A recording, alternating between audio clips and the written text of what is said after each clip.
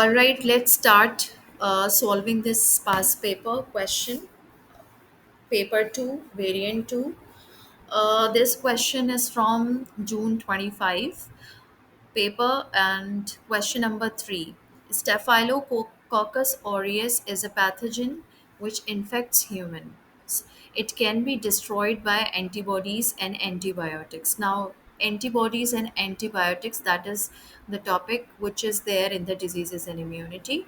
The cells of this bacterium are spherical and about 1 micrometer in diameter, right? So they have shown you here the cell of a bacterial cell. Previously, we have learned in topic 1 when we were doing different type of cells, plant cells, animal cells, and bacterial cells. Over there, we saw the cell, an oval cell, right? It was actually a bacillus, right? Bacillus, usually they have a cylindrical shape type, they have that shape. But these cocci, coccus, right, these cocci are the bacteria that are spherical in shape, right? But the rest of the features are same. That is, they do not have any nucleus, they do not have any membrane bounded organelles, right? So you could see the cell here. Now, what they want you to identify is part A and part B. So, what is part A?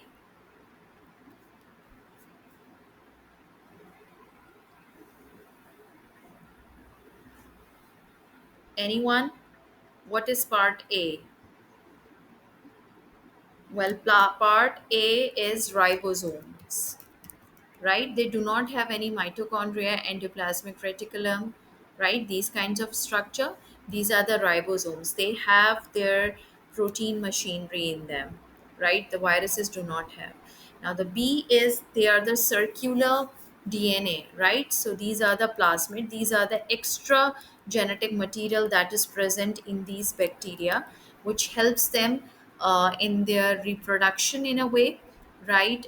Let's in conjugation, as well as they are also helpful in giving antibiotic resistance properties to the cells, and they help them to survive in challenging situations, right? So these are the two parts, right? Now the part 2 is, part A can also be found in animal and plant cells. Yes, of course, ribosomes are found in animal and plant cells. State two other component of this bacterial cells that can also be found in animal and plant cell. Now see, they are asking you to state. Yes. Now here they are not saying you to write down the names, right? They are not writing here name two other components. They are saying state. State means that you have to write it in a sentence. This is what you need to uh, care about it. Although the keyword would be those names, but still, what the answer expected from your end should be in a sentence form, right? A clear one sentence, right? So, one is cytoplasm, yes. Staph aureus, you could say that S.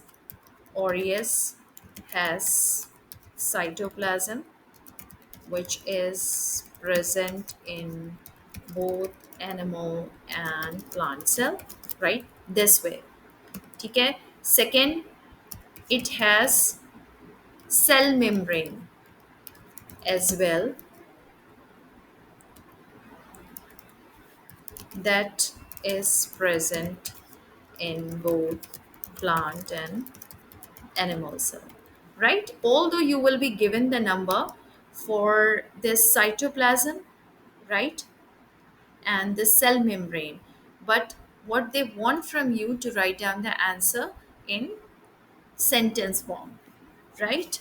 So the third part is antibodies. Now this is from the diseases and immunity that we have not covered so far. Okay, and this is the same, this is actually the antibiotic resistance question. Okay, so we won't be doing this part. Let Okay. Now, see, this is from Human Gas Exchange. Question number 4. No, wait, nucleus. It has also chromosome and nucleus. No. The answer is no, because nucleus is not present in. Can you see any nucleus? There is no nucleus. Bacteria do not have nucleus. They are the prokaryotic cells and they do not have nucleus, right? And they do not have their chromosome is actually this is they have the genetic material. Now this genetic material is different as compared to plant and animal cells because their chromosome is circular chromosome, means both the ends are joined, while in animal and plant cells they are the linear chromosome. Genetic material is there, yes. DNA is there. We can say that it has DNA, right? Component, we could say that, but we cannot say chromosome because this chromosome is a different in structure. This is circular, and animal and plant chromosomes, they are linear in structure.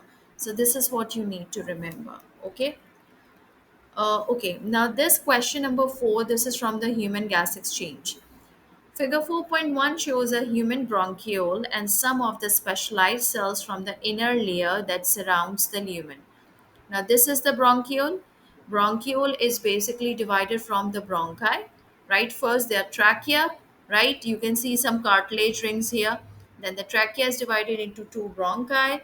Then the two bronchi, each bronchi is divided, each bronchus is basically divided into further more branches, bronchioles. Now, these bronchioles, this is the lumen. Now, lumen is the passage through which air is basically passed. Now, it contains a layer of muscle tissue, and when we see the microscopic structure of this muscle tissue, we can see some of the cells here.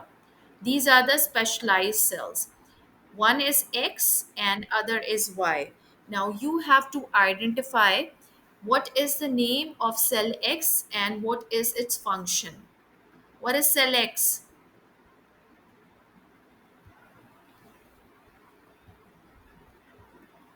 Yes. What is cell X? It's goblet cells, right? Goblet cell. And what is function? Its function is to secrete mucus that traps bacteria and dust particles in the inhaled air. Simple, right? So, whatever the air that you have breathed in, actually, the goblet cells secrete the mucus, which traps bacteria and dust particle in the inhaled air. Now, let me tell you what is the marking division. Now, 1 point for this goblet cells, second point is for secreting mucus, and the function of this mucus is traps bacteria and dust particle.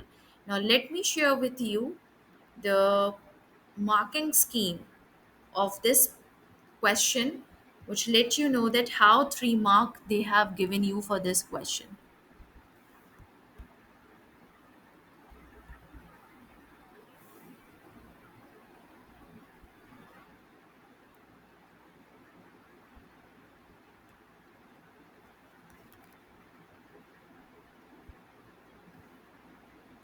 So here is the marking scheme, right? And the marking scheme says, let me change the color so that it is more visible. Yes, the marking scheme, number 1 point is goblet. We have written goblet, right? Produces and secretes mucus. Yes, 1 point. And then this mucus does what?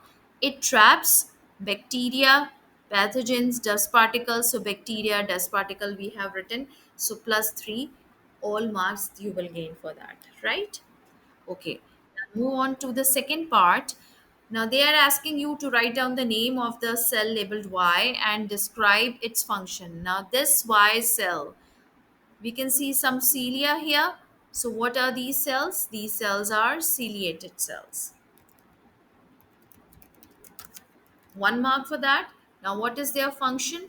Their function, now this is a 2 mark question. It means that ciliated cell 1 mark, and their function is just to move the mucus out of the respiratory tract, or you could say out of trachea. They wipe off, move the mucus out, or you could say that wipe out, right? Wipe out. You can use these words. So this will basically give you 1 mark. You can see that they have given you 3 lines, but you can write down this answer and this would be suffice for having 1 mark. Wipe out or move the mucus out of the respiratory tract or trachea, right? So this will give you 2 mark. Now the next question is, the muscle layer in the walls of the bronchi and bronchioles sometimes contracts, causing the lumens to narrow. Now see, they are saying that this muscle layer basically contracts and make this lumen narrow. Now because of this narrow lumen, what happens? Right? This is called bronchoconstriction. Constriction basically means the contraction of muscles. Whenever there are the muscles that contract, this is called constriction. So this is the constriction of bronchi, right? So this is called bronchoconstriction. One substance that trigger contraction is nicotine, right? And in which substance nicotine is present? It's present in cigarette smoke, right? It's present in cigarette smoke, nicotine. So nicotine is it has many other effects on your health as well, and one of them is the constriction of your bronchioles. Now if the bronchioles they are constricting, it means that the lumen is contracting. It means that there is a very narrow passage for the air to flow into your lungs, to reach into the alveoli where the gas exchange takes place. As we know now, these are the these are the bronchioles. Further, the bronchioles divide, and here the alveoli, just like the grapes, right? They are present. So if this way is narrow, so the less air would be reached to the alveoli. So the less oxygen will be absorbed from the alveoli into the blood. Now, the less oxygen means, you could imagine, less oxygen means less respiration and other things, right? So suggest the effects of bronchoconstriction on a person. Oh, see, before reading the question I have already answered it. Suggest the effect. Now you will be suggesting the effect. Suggest means with your previous knowledge, whatever you have learned so far in your biology course, and with this information that they have provided you, you have to suggest what are going to be the effects of bronchoconstriction. Due to the constriction of these bronchioles, what are going to be the effects of the person? It's a 3 mark question, so they would want you to answer at least 3 points, marking points. So what are going to be the 3 marking points for this question? Yes, the first I use first because due to the low narrow lumen, right? So the reduced oxygen, whatever we have discussed, right? We will be writing it that because of this bronchoconstriction, less oxygen would be able to diffuse in blood, which will result in less rate of respiration. Less rate of means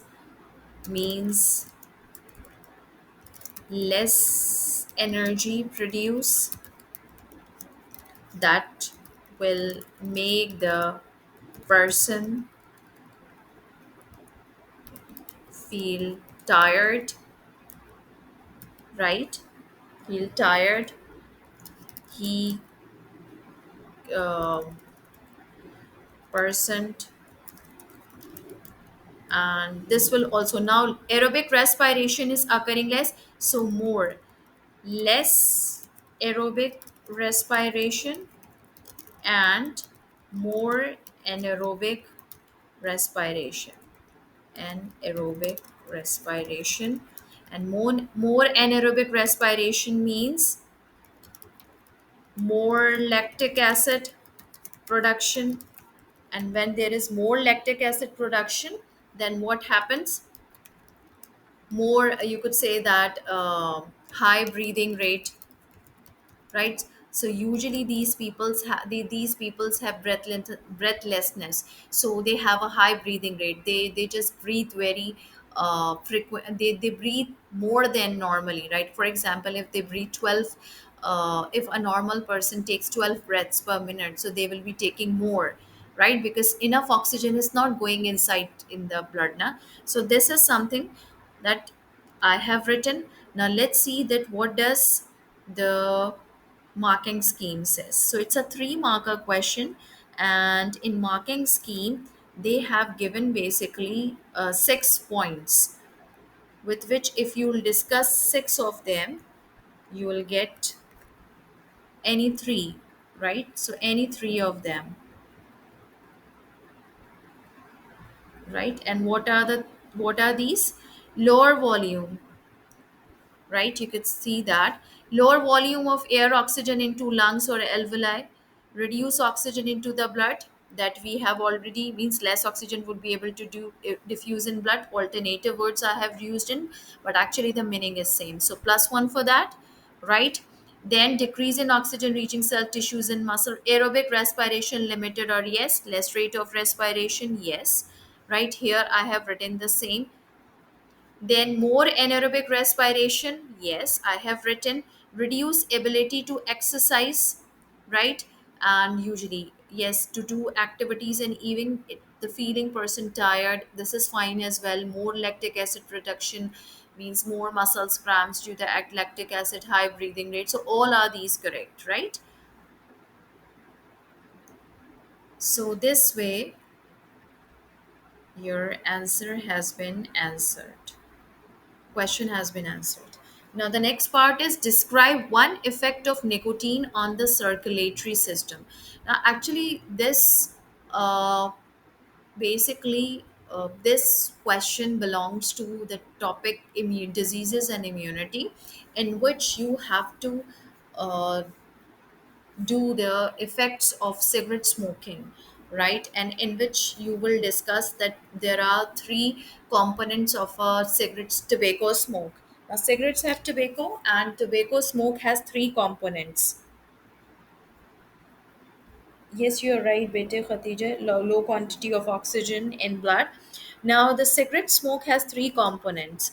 One of them is tar, which is cancer causing a component. One of them is nicotine, right? Which is basically nicotine is that basically it has some of the effects. One of them is this constriction. It also basically nicotine also increases the deposition of fats into your blood vessels, which is basically one of the effect that nicotine has on the circulatory system. Nicotine has also, this is the people who start to take nicotine, or these are those drugs basically which are addictive drugs. So nicotine will make the person addictive, right? So but the effect on the person's circulatory system would be like artery constriction, yes. Atherosclerosis, actually we have not done this chapter yet, so I'm not discussing that much in detail, because nicotine has many, I mean those people who smoke cigarettes or other alternatives, right, that have nicotine in it. So basically nicotine makes the clotting tendency, increase the clotting tendency in your blood, and these clot can basically stay, and they can deposit into the walls of the arteries. Arteries will be constricted, there will be narrow lumen for the blood to pass through. These people have usually high blood pressure, right, including, and this increases their heart rate as well. So nicotine, it's a one mark question. You may write of the any of the basically any point of it, right? So here I'm just writing uh, circulatory system. It right basically increases the fat deposition in arteries, right? So usually the coronary arteries are badly affected when those people who take tobacco smoke, right? So fat deposition as well, and it also increases blood pressure, right? So these are some of the points that you can write. Okay. Okay, the next question is, okay, this is from the classification. Some of that from the classification. Now they are saying the Rhizomucor bacillus is a fungus found in piles of dead plant vegetation. Now this is the name of the fungus, right? And they say that this fungus is found in the piles of dead plant vegetations, the dead plants wherever there are leaves, roots, stems, wherever, right? These fungus are found on them. As you know that the fungus are basically one of the decomposers, right? So they basically decompose the dead plants and animals. It has an optimum growth rate between 60 degrees Celsius and 70 degrees Celsius. Now this fungus has a very important feature, that its growth is maximum, growth rate is maximum on high temperature. Now if you have to relate this thing, it means that because we have not done with the decomposition, what happens in the decomposition, but yes, we can know that the fungus which is able to reproduce at 60 to 70 degrees Celsius at that much hot environment, it means that its enzymes are capable of working at that much temperature. So they can ask you even that what is the adaptability of this fungus, uh, how are the enzymes, what is going to be their optimum temperature. So whatever the habitat temperature of any living organism, this is the optimum temperature of their enzymes as well. So their enzymes can work at high temperature. The question A1 is identify the name of the kingdom and genus of this organism, right? So we have already done that this is the scientific name. So we have already done the scientific name consists of two parts, right? First part is genus and second part is species. But you have to write down the kingdom and genus. Now fungus, it's a fungus, so the kingdom is fungi, right? And the genus is the first name, that is Rhizomucor, right? Always write it. The genus is always written with capital letter. So the Rhizomucor is the genus, while the Bacillus is the species, right? So the scientific name of any uh, organism also gives the name of its genus and species. Now the second part is give two of the main features of organism classified in the kingdom A1. So whatever that kingdom that you have answered here, you have to write down the main feature of the organism. Now these two questions are from the topic 2, which is classification. Yes, very good, Khadija. Now the two main feature of these organisms are fungus. Number one, uh, now you have to basically features of organism, either you can write about their cell structure, right? Or they can, or you can also write about their mode of nutrition, you can also write about their mode of reproduction, right? So I'm writing here that they are heterotrophic, right? So they can be even parasitic as well and saprophytic as well. They are heterotrophic organisms. That is, they basically obtain their food from other sources, right? And they are saprophytic as well. Sometimes they are saprophytic, that they basically obtain their food from the dead living organisms or the organic waste, right? And secondly, you could also say that they have uh, okay, they can reproduce by spores, right? Yes, yeast is there. Yeast is that fungus which reproduce by budding as well, spores and budding. Or you can also write they have hyphae, right, which are filamentous structure, right? Filamentous structure. And yes, the basically hyphae is present, which is also called mycelium, right? Which is not present in any of the other kingdoms, right? So your marking schemes says, okay, they have given here four marking points. But actually, you know what, the original marking scheme of the examiner, they have more than these marking points which are given here in the marking scheme that they share with us.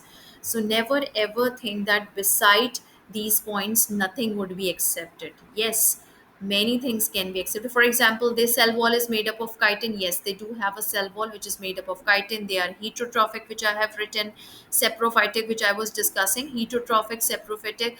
This is same. Filamentous hyphae, I have written hyphae. Filamentous is structure. Mycelium, yes, they are eukaryotic, means they have nucleus. So I have written almost 3 points in which are there in the marking scheme. Now the next question is, how explain how piles of dead plant vegetation can have temperature much higher than the surrounding environment. Now, although we have not done this topic, but yes, I can discuss with you that what happens in the decomposition. Right? In decomposition, basically the microorganisms, they feed on the dead living organisms, or the dead or the organic waste, like feces, urine of the different animals. Now, if there are the dead bodies of animals and plants, so these decomposers basically feed on them. They obtain their food from them. So when they are obtaining their food from them, it means that whenever any living organism obtain food, it means that it is getting the nutrition, so more respiration occurs in them. And respiration means heat energy production. Respiration does not only produce the energy in the form of ATP only. Yes, respiration also, it's an exothermic reaction which releases heat.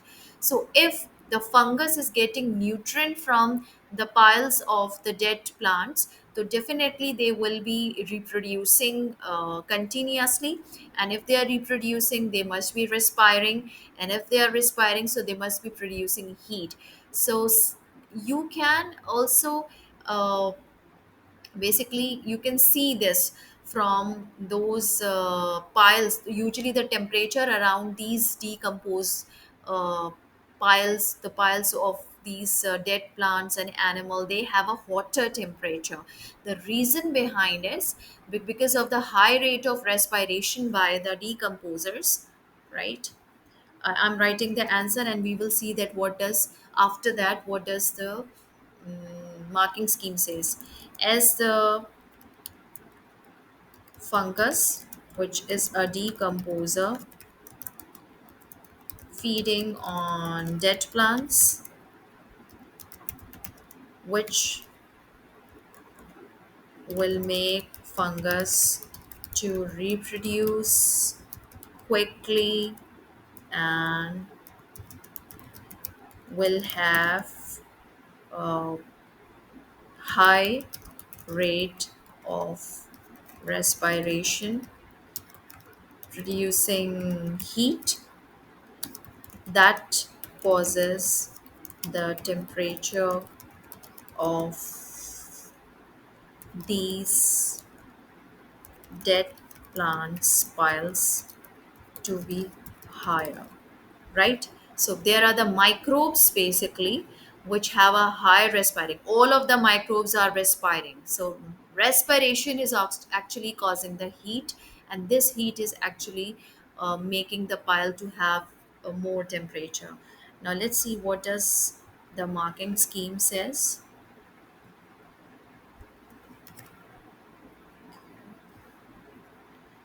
Now marking scheme says,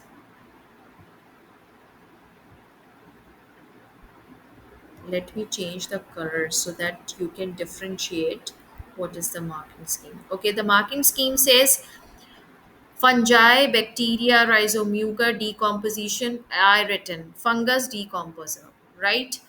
Honestly, I did not see the marking scheme, right? So 1 point, decomposition, decomposer, respiration, yes, which will make fungus to reproduce and will have high rate of respiration, +1, right? Heat energy release, producing heat, yes, producing heat. Vegetation layer insulating. Okay, now decomposer is in another. Hey, wait a minute. I need to see that. Okay, they have mentioned here one, two, three, four. Now I have used only three marking points from this vegetation layer insulation. Now, what is vegetation layer insulation? Vegetation layer insulation is basically that these vegetation layer, basically they have air trapped as well. Now, this trapped air act as an insulating agent. This heat is not transferred from the piles into the environment. That's why the heat is trapped inside those piles, right? So the air is a very good insulating agent. That's why. So I will get 3 out of 4, right? Whatever according to this marking scheme, right? So the one point that they have given, which actually I did not think of while writing the answer, that one of the reason whenever there is a high heat is basically the insulation. So during the winters, whenever your room is actually quite warm as compared to the outside, the reason is the insulation, because heat from the inside is not going outside. That's why your room is warmer. So whenever something is more warmer as compared to the environment, the reason one of the reason is the presence of insulating agent, right? Okay, next move on to the next question. Now, this is a graph based question, right? There is always an analysis question as well. So you should not be able to construct the graph, you should also be able to analyze the graph, right? Now their question says this fungus produces an enzyme called pectinase. Now pectinase is an enzyme which is a part of the topic biotechnology.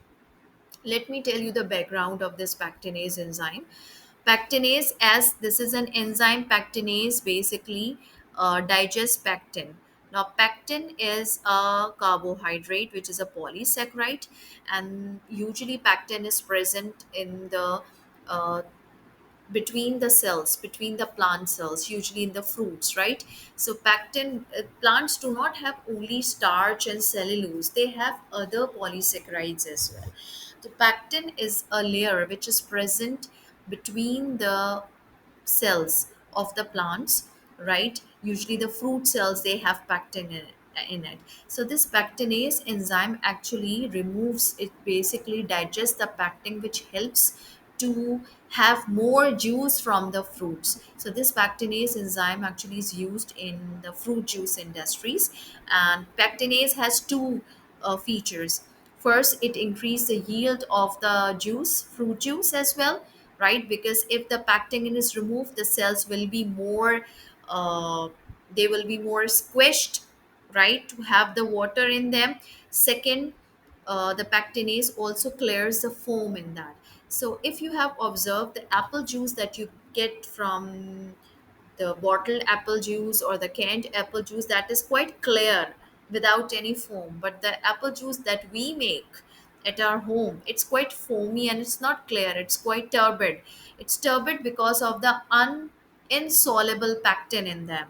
There are the polysaccharides are usually they are insolubles, right? So that's why our fruit juice that we squeeze out at our home, right, with our juicers, they are turbid means they are not clear, transparent, right, and they have foam as well.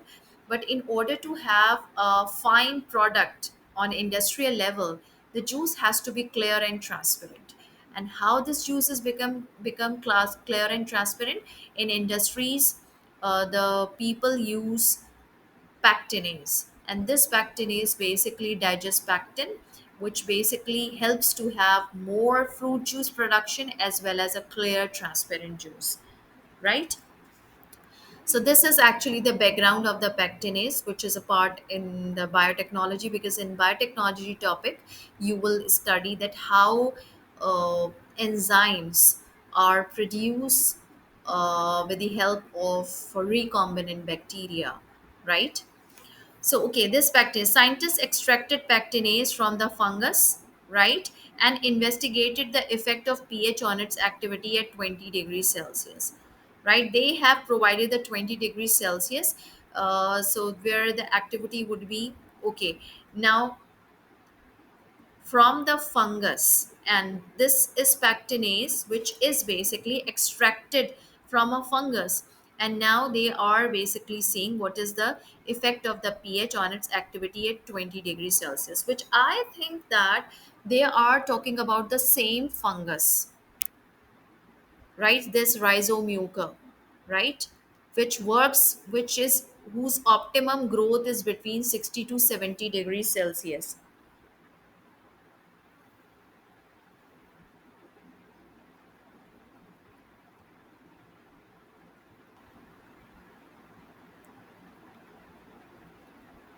All right. Yes.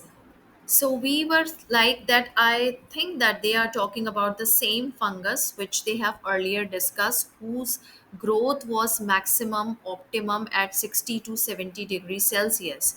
Now they are basically investigating the effect of pH on its activity at 20 degrees Celsius. So I wonder, the fungus who grows well at 60 to 70 degrees Celsius, their enzyme would not be working very well at 20 degrees Celsius, but still they are doing it. Now they are seeing the effect of pH. So what we can see that from 2 to 3 pH the activity was 0, but as the pH start to rise from 3, we can see an exponential increase in the activity. And when it reaches to almost, if I draw the perpendicular, I hope it, yes, it's 4.4, right? So this point is the maximum. This is the pH at which the activity of the enzyme was maximum. So this is the optimum pH, right? So pH 4.4 is the optimum pH. Now after crossing the 4.4, the activity drops, right? And at 7.4, it becomes 0. So 4.4 to 7 point, I mean, this is basically, this is the range in which the enzyme works. But the enzyme is working better during these acidic pH. 3 to 6, these are the acidic pH in which enzyme is working well, right? So let's see the question what that. Explain the results for the pH range 2 to 7. Now, since they are asking you to explain, it's a four marker question, right? And when they are not asking you to describe means whenever they ask you to describe, it means that you have to write down what you can observe in this graph, right? That what is the where is the highest activity of enzyme at which pH, and where the activity is decreasing or all that. But they want you to explain means you have to write down the reason, that why are the results from pH 2 to 7 are obtained like this way. So you could say that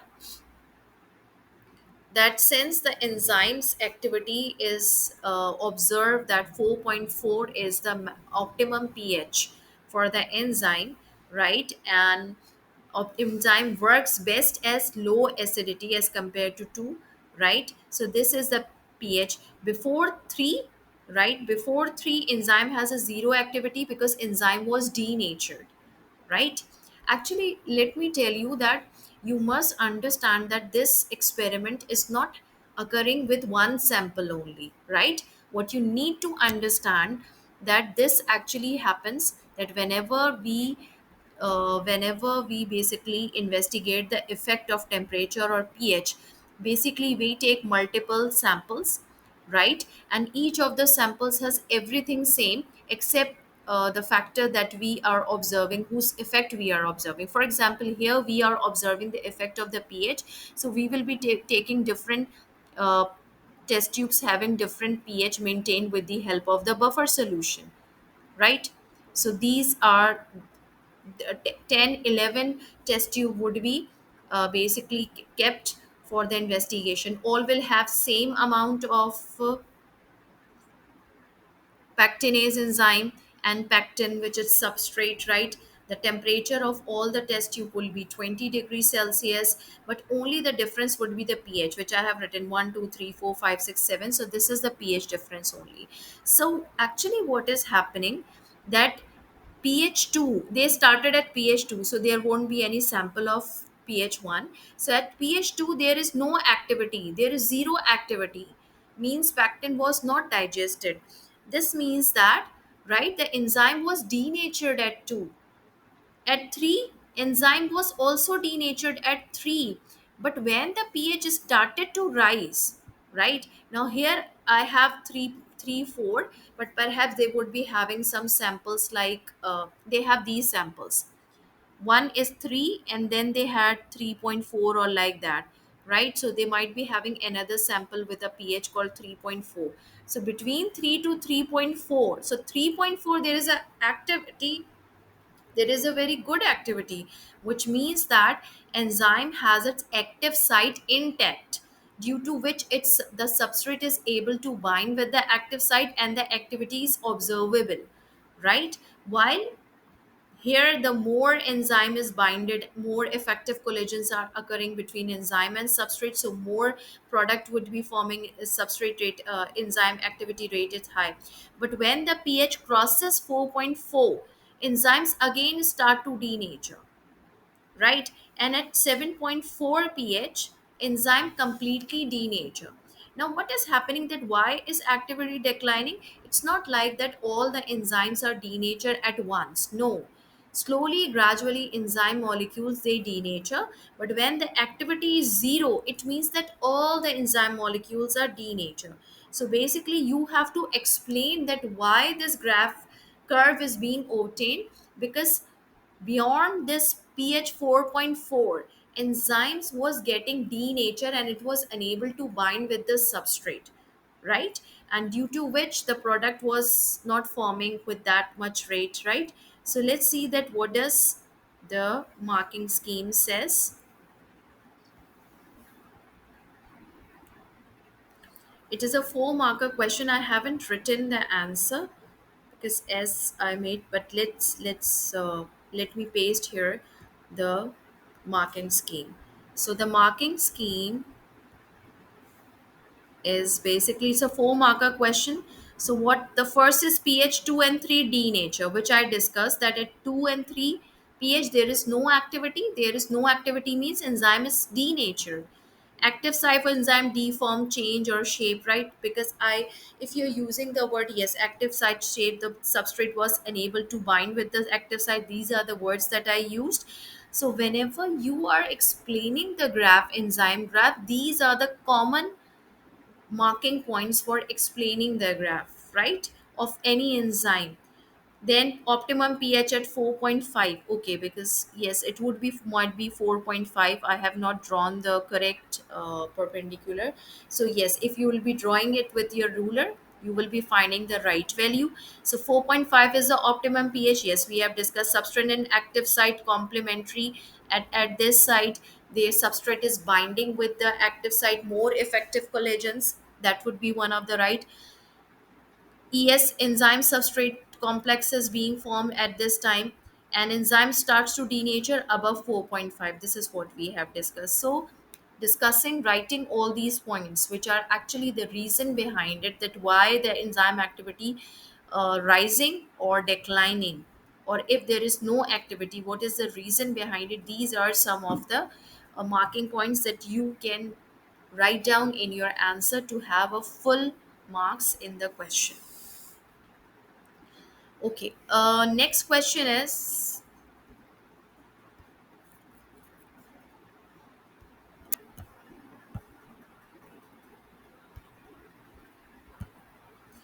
the experiment was repeated at a temperature of 55 degrees Celsius. Uh, on figure 5.1, draw a graph to suggest the result expected at 55 degrees Celsius.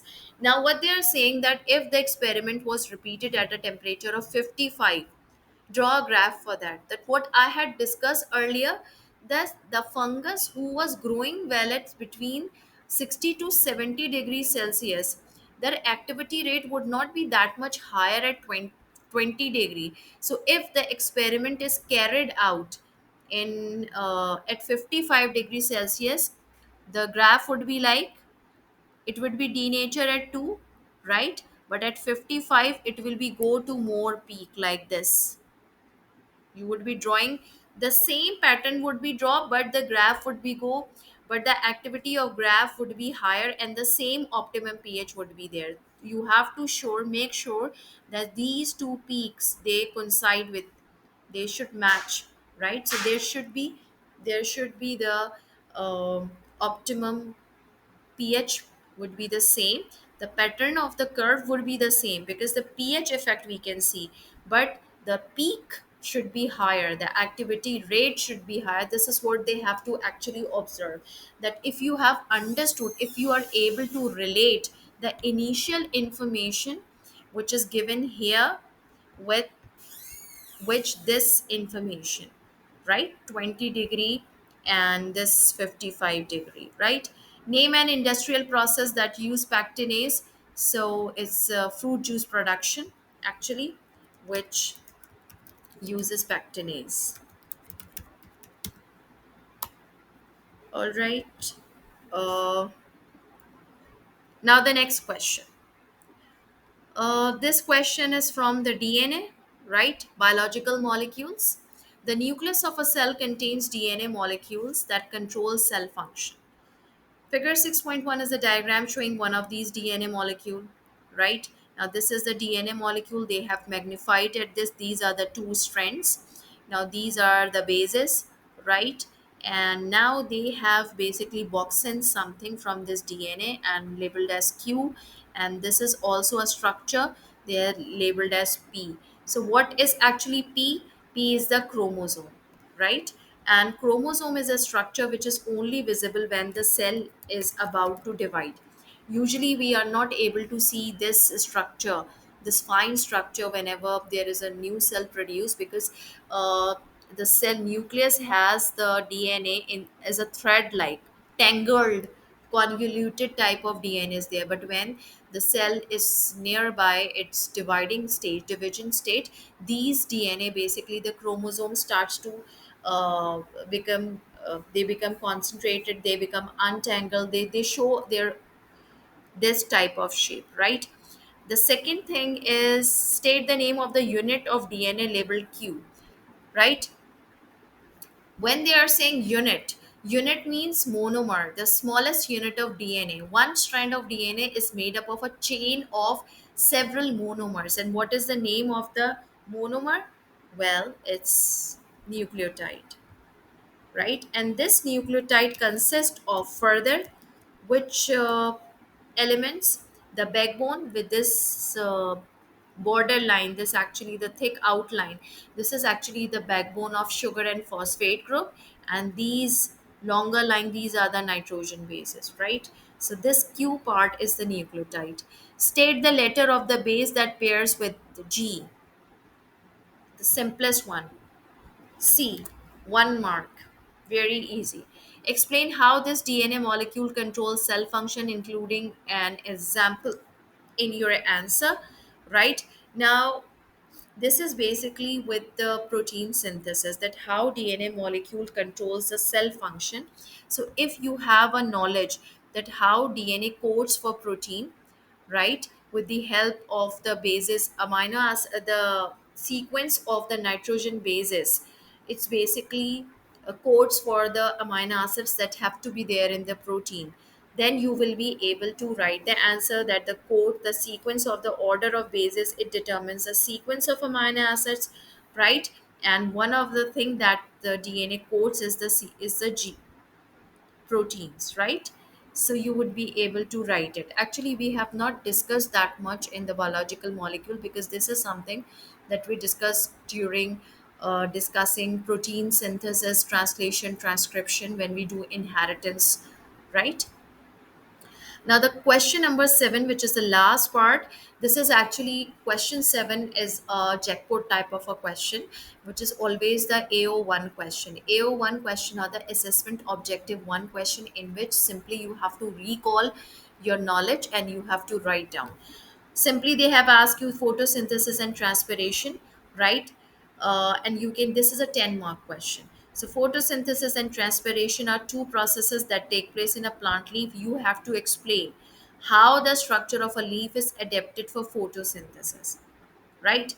The first part of the question is a 6 marker question, and the second part is basically related with the transpiration. The first part is related with the photosynthesis. So they are asking you that how you are going to explain that how is the structure is adapted for the photosynthesis. So the leaf structure for photosynthesis, first of all, thin lamina. And thin lamina, and not only you have to write that it has thin lamina, we also, this part of the leaf, okay, this is the leaf, and this is basically, this is the lamina, right? This is the midrib. Okay, so thin lamina means it helps light to penetrate, uh, to palisade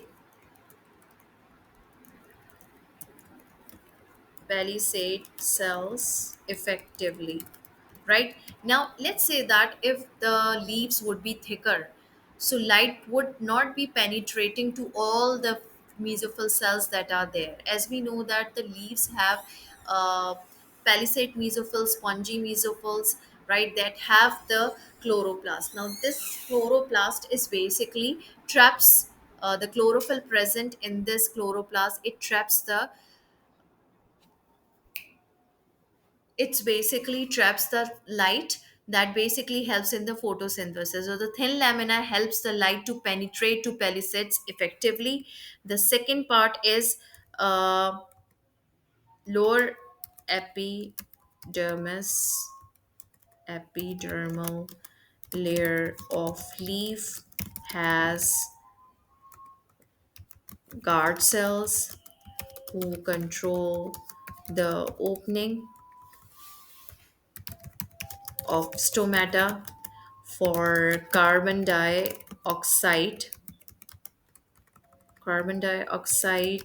diffusion for photosynthesis. Now carbon dioxide is basically the raw material. Now this carbon dioxide is needed for the photosynthesis, right? So this carbon dioxide, stomata for carbon dioxide diffusion of, right, carbon dioxide diffusion um, inside the leaf, right?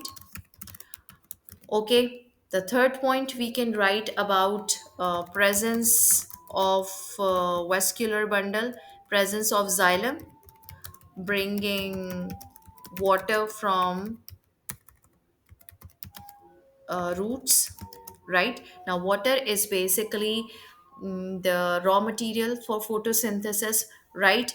Now, they have palisade cells having lots of chloroplast, abundant, having chloroplast in abundance, making photosynthesis to occur at huge rate, right? And what else they have? They have spaces. Now they have air spaces in spongy mesophyll, right? This is spongy mesophyll. Now these air spaces among the spongy mesophyll, it basically helps uh, in the quick diffusion of carbon dioxide. Now I'm writing here the chemical formula of carbon dioxide, but you should not write the chemical formula. You should write the carbon dioxide in words complete, right? And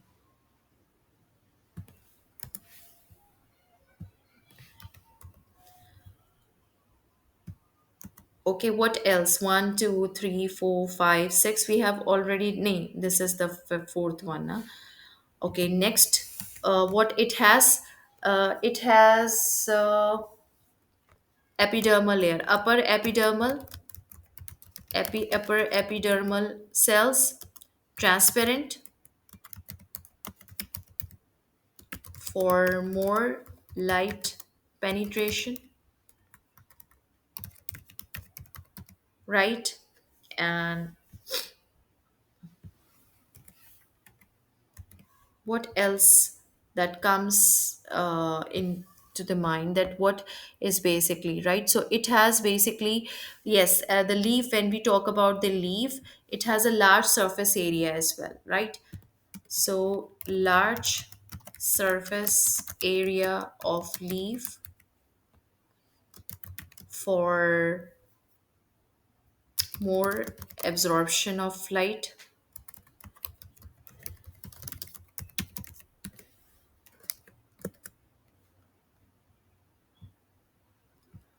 right? And what else? So these are the points that you can write. I have already written more than six. You may also write down. I mean, we have covered air spaces as well. We have covered chloroplast presence in palisades as well as we have also covered stomata's presence as well for the gaseous exchange, right? We have also basically covered epidermal cells being transparent, that is they do not have chloroplast, which basically helps the light to reach to the palisade cells who have chloroplast, who basically carry out the photosynthesis, right? So this basically covers. And now, the last part of this paper, transpiration is both necessary for plants and a problem for plant. Discuss this statement, right? The discuss means whenever we have to discuss, we have to talk about both pros and cons of something. So, how it is necessary for plant and how it is a problem for plant. It's a four-marker question. It's necessary. Transpiration is necessary because transpiration helps to generate the transpiration pull, due to which water is pulled up through the xylem vessels. Now there is no motor, there is no sucker which would be pulling up the water from the roots in a tall tree, from the soil up to the leaves, which are up to the top of the tree, which is meters high, right? So this transpiration pulls actually make it possible to pull up, to basically to pull, have to having that suction force for the water molecules to come up, because as the water is removing from the plant's leaf cells, the water would be more coming from the down, from the roots of the cells into the stem, and then stem into the leaf, right? So it is one of the important. Second, why it is necessary, because transpiration is a cooling process, because in the transpiration water vapors are diffusing outside, right? So evaporation of water is always a cooling process, because evaporation of water takes away the heat that is present at the surface of anything at any given temperature. So whenever there is there is hot temperature, this transpiration is basically making it possible to leave to cool down its temperature, like the way we have homeostasis in our body, like the way we have sweating mechanism whenever the environment gets hot, or whenever we have high temperature inside our body. So it's the same, the plants have the transpiration as well, which is actually their homeostasis for cooling down in the hot weather, right? And why it is a problem in plants? Now, problem in plants means whenever there is a windy climate, whenever there is a dry climate outside, whenever there is a hot temperature outside, so water loses a lot of water. And losing water means making the plant cells flaccid, right? So that's why this is one of the problem for the plants, that due to the presence of the stomata, the excess water, the water is lost whenever there is a shortage of water. So whenever it's is like there is no rain for many days, right? There is drought, so the plant lose water, which a plant would not want to lose, because they do not have enough water in the soil, or the soil is dry. So that is why it is a problem for plants. So I hope I have covered all those points, uh, which I wanted to make you understand. that why it is basically a problem for plant. Let me share with you that what does the, because it's a four marker question. So four marker question means that you have to write down 2 points in favor that it is necessary and 2 points for that it is a problem. So I'm about to paste here the marking scheme, which I hope that would be covering the same uh, thing. Necessary provide leaves water for photosynthesis. Yes, because the water is being pulled up. Transport mineral lines. Yes, we have not discussed. Provide plant cells with support turgidity and turgor cools the leaf. I said that it's a cooling process. Yes, it cools the leaf because the presence of because of the transpiration, plant leaf is getting the water, and if the leaf cells are getting the water, so they get turgid, right? And mineral line, of course, when the water is being pulled up in from the roots to the leaves, the mineral lines are also being they also reach to the leaves where they are required, right? Problem, too much water loss through stomata, leaf water loss leading to wilting or death, of course. When because too much water loss means wilting. Flaccid, the cells become more flaccid. Plants may close the stomata to prevent transpiration, yes. And when they close the stomata, now the carbon dioxide cannot enter, which will basically be a hindrance for the photosynthesis. So you can write any 2 points from both, two points, and you will get the 4 points. So this completes our whole paper. Yes, the some of the questions are left that we will discuss once we will be covering the topic, right? So for the next class, take care. Allah Hafiz. If there is any problem, you can share your queries with me.